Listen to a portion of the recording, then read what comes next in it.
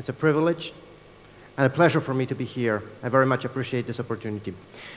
My name is Kaspar Szymanski, and I'm going to say only a few things about myself because, let's face it, this is about you, it's not about me.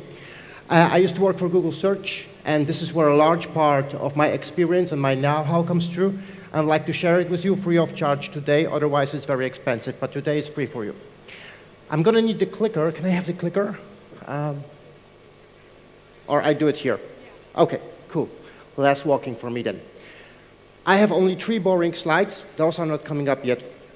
The company is not called Surviving SEO Disasters. It's the topic of my presentation. The reason why I chose this is because I come from the South. We think cost efficiency, and it is most cost efficient to learn by somebody else's mistakes, right? You want to make sure that you're not the one making the mistakes. You prefer to learn from other people's mistakes. So this is the topic, and this is 3 real-life cases. I'm not going to be pointing fingers to actual companies, so I changed the companies' names. I don't want to embarrass anybody, but you can learn from it still nonetheless. So let's dive in, shall we? This is why.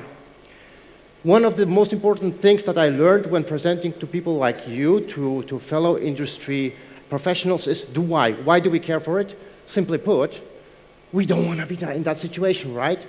If we happen to have a platform, an online platform that is generating revenue, we do not want that organic traffic that comes from Google Search and other major search engines to disappear overnight. That's the why. We want to avert it. So, out of the 3 boring slides that I have, this is the first one. All other slides are exciting, and I put a lot of effort in doing those. This is the boring slide, graph slide. Why? It's not really a premium retail website, but I had to call it somehow, right? So premium retail website was a large company, very large company, both in the real brick and mortar business and online business. As you can see here, this is their organic visibility, right? So there are 3 blobs, 3 instances where something happens. And in the first instance, they drop a little, then drop a little again, and then they drop massively. What did happen? Premium retail website was selling primarily jewelry and high premium watches. So this is their vertical, and business was going really good. However, they had a rather long domain name, which they didn't like so much. So what they went ahead with was securing a new domain, registering a new domain, and migrating. So the first blob that you see, that was the first migration. And every migration that you're going to do, whether this is content, CMS, or just the URL structure, it doesn't matter much. When you do a migration, there's going to be some fluctuations. However, search engines, and primarily Google, let's face it, they need to recrawl it. And that process can take quite a lot of time because for search engines, this is essentially a new website, right? So that was the first recrawl. Now, premium retail website did one mistake initially, which was really a major one. And that was not conducting an audit. Do I get a clicker? No. I do? It's much better with a clicker. I can walk freely. Thank you. It's working. So, I'm not saying this, because we actually offer those as a service. It's not about that. When you go ahead and migrate your content, you want to make sure that this fresh start, this opportunity, is actually taking advantage of rather than getting all the old stuff that hasn't been working for years, but Google was kind of used to, because with this new platform, with these new URLs, this is going to be new signals, new negative signals to Google and other search engines. That's called legacy, and legacy can be many things. It can be many things. It can be technology, it can be backlinks, it can be old content. All of these things translate to legacy, so you conduct an audit before you do the migration. They didn't do that. They simply introduced 301 redirects from everything they had to all the new URLs with no regard for the content whatsoever, even sold out items. If you happen to have sold out items that return a 200 OK status to search engines, that's actually really bad for you, because the user finds that URL in organic search, they click on it because they want to buy the item isn't available, they go right back to where they came from, and that's a negative signal to Google. Your rankings tank. That's exactly what happens. User signals went down with the new platform. that was not the end of their troubles, it was really the beginning. Because then their legal team came and said, you know what, that new domain that we registered, actually we have somebody claiming it's their mark, it's their brand. I see a couple of people chuckling here, yeah, that's very bad. If you're a large organization, you want to check first, you know. They panicked. They were really like, oh, what do we do? I can't swear here, right? This is not okay. I won't be swearing. They said the F word, and they were really, really panicked. What do we do now? They came up with a solution that was terrible. They went ahead and purchased an aftermarket domain, which was kind of shorter, but still okay, but yet another new domain, but a used domain. A used domain where previously there was a website. So to begin with, they had to do the migration yet again in a very short period of time. Again, a recrawl. Not that Google would crawl them faster, but now the situation became really, really tight for them because there was a lingering manual penalty on that domain which they didn't check before. That ties into the corporate culture. I'm going to talk about that in a second as well. But that was, of course, terrible because they already had a penalty for which they didn't do anything. It wasn't their fault, but it was there. It wasn't removed. And they had this new domain which needed to be recrawled. Now they came up with a terrifying idea. They thought our regional brands do so well in the brick and mortar business. Let's make sure they translate that success to the online business. So they transferred the authority for operating the local part of the website to the local business. The UK website, or the UK team, would be operating the UK website, or part of the website, because it was really /UK. The Swiss would do their part, the Germans would do their part, the French would do their part. That's a very, very, very bad idea in the online world, because their corporate culture was not really, say, conducive to cooperation. Those teams not just didn't talk to each other, they actively disliked each other. So everybody was doing whatever the hell they wanted with no regard what kind of consequences it may have for the entire website or for each other's bits and pieces of the website. The technology they used was just terrifying because everybody used whatever they wanted, right? So I'm going to use this CMS, I'm going to use this domain structure, I'm going to use canonicals or not use canonicals. It was a mess, a total mess. This was the point when they really took the nosedive, and I can't stress enough in this instance, normally when we talk about SEO, you don't really talk about corporate culture, right? It's really not part of the discussion. But in this instance, the corporate culture was the coup de grace. If you decentralize everything and everybody does whatever they want, and these people don't happen to be talking to each other and trying to work together, but they work against each other, that is the result. The result was a dead end. The website that used to be really very well visible previously and a revenue source tanked. Now, I'm going to spoil the beans a little bit here. Every disaster can be undone, but obviously you don't want to be losing money like that. The takeaways, a few takeaways. Really always audit first. And I'm saying this, and there's a very good comparison in my book. I'm from the south of Germany. I grew up in the south of Germany, a lot of cars there. So I'm going to be using comparisons to car industry. If you happen to have a car, you probably bring it for a checkup once per year. That's what you do with the websites that are generating millions for you. Even if it's not millions, you still check it once a year. Audit first, but before a migration, most definitely, it will work well for you. I have to say, SEO is not a democracy. I have to say that. It's a team sport. It's like Formula One, right? Any Formula One fans here for the conversation later? Not a popular sport in Israel, I suppose. Well, I can tell you something about Formula One later. In Formula One, you have one or two drivers, principal drivers. You have a team principal who takes all the calls and a large team working around them. They all work together, but they all listen to the team principal. And it's the same with the SEO. There must be one decision-making person who can actually make the calls and make sure that people work together rather than against each other. A second example is in the travel industry, one of my favorite industries, for very good reasons. It's not just me liking travel, it's a very good client base. Journey compare heaven and my second boring slide. What you see here, you don't have to see the actual numbers. the volume of desirable indexable landing pages, so the kind of landing pages we want to have in index and performing, is the green bars.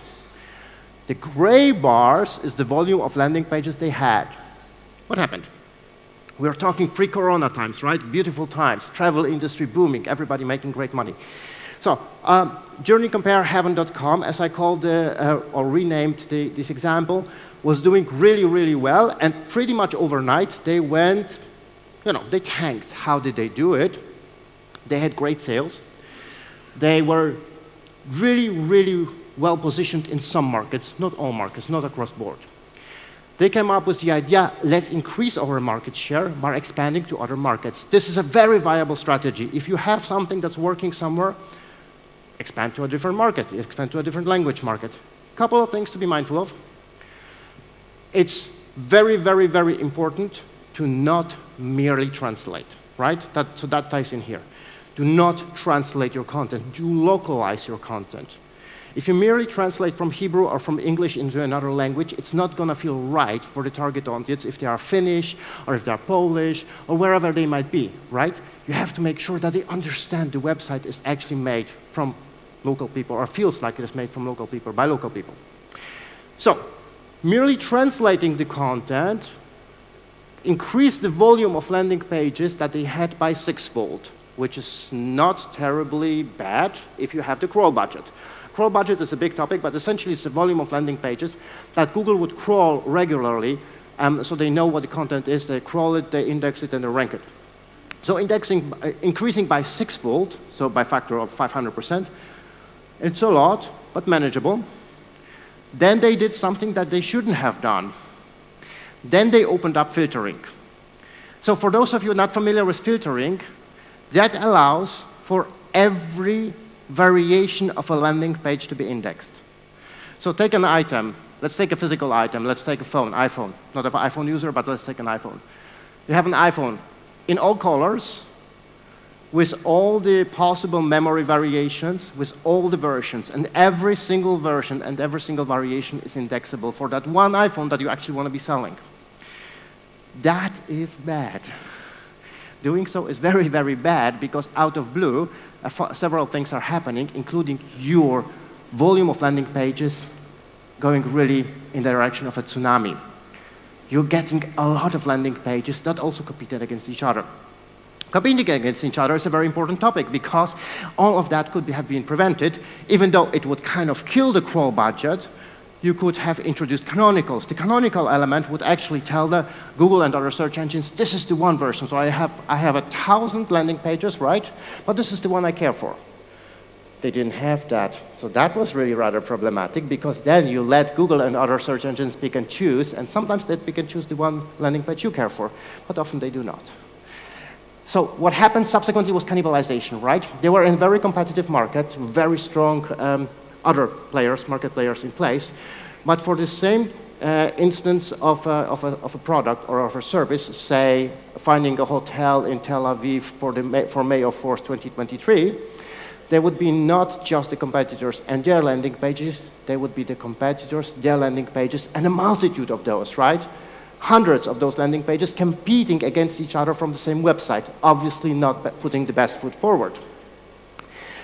Because of that, because the crawl budget tanked, the problem in a fast-moving industry became lean content. Google wasn't crawling the landing pages fast enough to keep up with the changes in the market, to keep up with the changes of the actual landing pages. So when the user would go from Google search engine results to the landing pages, it would not reflect what the user was looking for, effectively killing user signals. Once again, the user signals would be the user goes to the landing page, they go back because they didn't find what they're looking for, or it was already expired or sold out, and by doing so, the users would imply to Google, it's not a good user experience, and that's always bad for rankings. If your user experience is bad, that's bad for your rankings, no matter what. An additional thing, and this is going to be important for 9 out of 10 people in this room, they did not return the server logs. 9 out of 10 people in this room do not retain their server logs.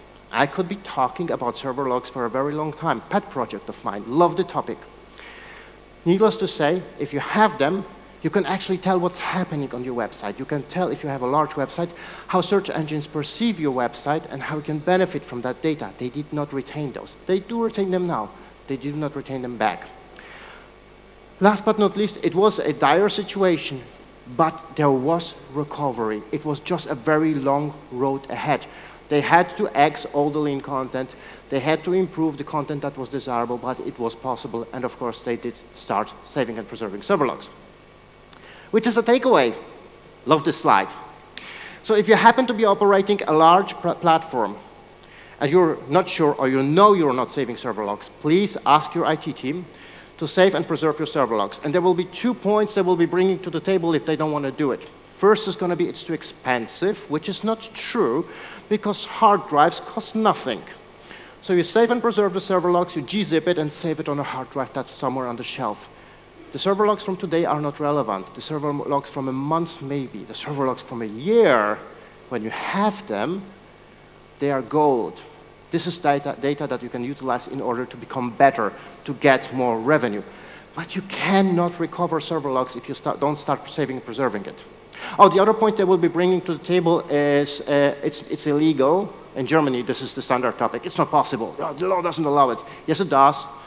We're only caring for the search engines, not for the users. So you sort the users out, don't care for those in this context. You only want to know when the bots come, because that indicates what the bots prioritize. Fewer is better, really. In a lot of instances, more landing pages doesn't necessarily mean more revenue. It is really better to have fewer, more compelling, better landing pages with a unique selling proposition rather than have a multitude of landing pages that no one really cares for much. And my last example, another vertical I really care for, medicine and beauty products. So medicinemakeshappy.com, this is their backlinks, right? They were building links, or there were buildings coming into existence. We're talking only page rank passing links. And there was a big spike. Something happened, and then they reverted. What happened? Medicine Makes Happy was, say, in Central Eastern Europe and doing really rather well in those in this vertical and their respective markets. And they had the same idea as the previous guys. They wanted to have a bigger cut of the cake, a bigger market share. Totally legitimate, very good idea. Be careful how you do it, because this is how they went ahead and did it. They already had a legacy, and the reason for them having a legacy is because they had an external agency, which is perfectly fine, you can have that was building PageRank passing links on their behalf. Building PageRank passing backlinks is something that Google frowns upon. Google doesn't like that. They already had that in place for a long time, and it was working. And because it was working, they were thinking, never change a running system. Let's just toss a little bit more money on it and see what happens. So they increased the budget to increase the volume of backlinks that are being built over time. So knowing full well this was kindling with fire, right, on a small scale. And it worked. Their rankings went up. So they were thinking, you have to spend money to make money. So they increased the budget a little bit more to have more links yet, right? So they increased the stakes. And it worked again, but the risks became really much bigger. And ultimately they were thinking, we were doing so well, let's pour some budget on that link building.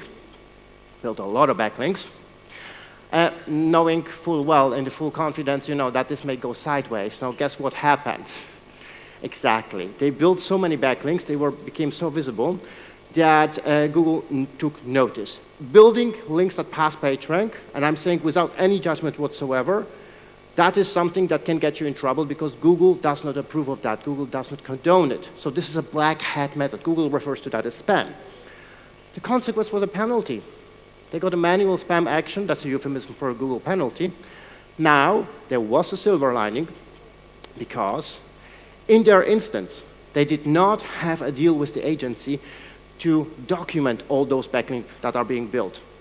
If you have an agency that's working for you that build links, amend the contract to have everything documented so you know about every backlink, and better add in the amendment a clause that says on your request they're going to remove those backlinks. The agency is probably not going to go for the latter. But at first you can get, because that documentation is critical when you want to remove those backlinks, right? Before you can submit a reconsideration request, you have to submit a disavow file. You have to disassociate the website from those backlinks. They did so, and on top of their compelling reconsideration cleanup and reconsideration request effort, they did have something that many websites fail to demonstrate, even though they have it, and that is a unique selling proposition.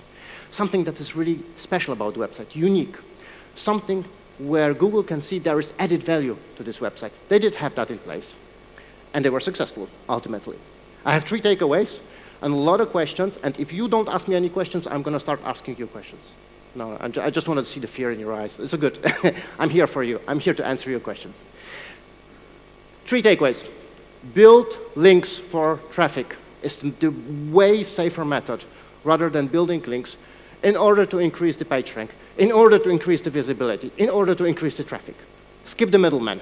Build links for traffic. Fewer expensive links, but links that generate traffic right away. Any penalty can be lifted. This is important. There is no such a situation where we say, it's the end of the world, the website is never going to be visible. And most importantly, and I'm really talking out of experience working with large organizations, SEO disasters are, of course, not something to be desired. But if it happens, it can be an opportunity to grow. Large organizations frequently are reluctant to change. If you happen to be a manager, even a C-level manager at a corporation, you do not want to take the risk because it's going to take time. Your reporting is on a quarterly basis or maybe on a monthly basis. You may not have that time. But the moment that the situation is dire, that pain can be helpful, can be a catalyst to introduce changes that otherwise wouldn't be approved on the top level. It can represent an opportunity to grow above and beyond. Sky is the level. Sky is the limit, really. I didn't mention that before, but I'm active on Twitter, even though everything was happening on Twitter. So I'm going to share that link on Twitter. Those 3 cases I talked about, described in much detail. This is a short URL for those of you that care to take a look. Described under that URL or search engine led, but I'll share it again on Twitter. And by saying so, I'm hopefully going to gain some more Twitter followers. And of course, I'm perfectly happy to keep this slide for as long as it takes here up. But I also have backup questions in case you don't have any on your own. Thank you very much. It's a pleasure. Thank you.